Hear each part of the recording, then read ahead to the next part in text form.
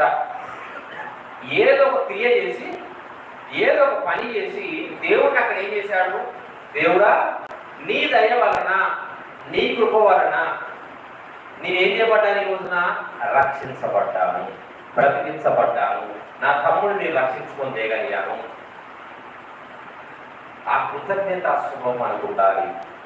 మన యాజకుడు ఉన్నాడు కదా, యేసుక్రీస్తు ప్రభు. మరి ఎలా సమీపిస్తాం ఈ రోజు? మనకి అటువంటి క్రమం లేకపోతే, ఆ విధంగా దేవుడికి మన కృతజ్ఞత చెందినప్పుడు మన యాజకుడైన యేసుక్రీస్తు మన కోసం ఏ విధంగా అక్కడ మొదలుపెట్టగలుగుతాడు? ఏ విధంగా మనల్ని ఆశీర్వదించగలుగుతాడు? దేవుని ఇయ్యటము ద్వారా, దేవునికి కృతజ్ఞత చెల్లించడం ద్వారా అబ్రహాం ఏం చేయబడ్డాడు? దీవించబడ్డాడా, లేకపోతే ఇంకా తగ్గిపోయాడా? అక్కడ ఆశించవచ్చు, అయ్యో నీ పొలం ఖర్చు అయింది, బాగా సొమ్ము పోయింది, మరి రాజు తీసుకుంటే అయిపోయింది అనుకోవచ్చు.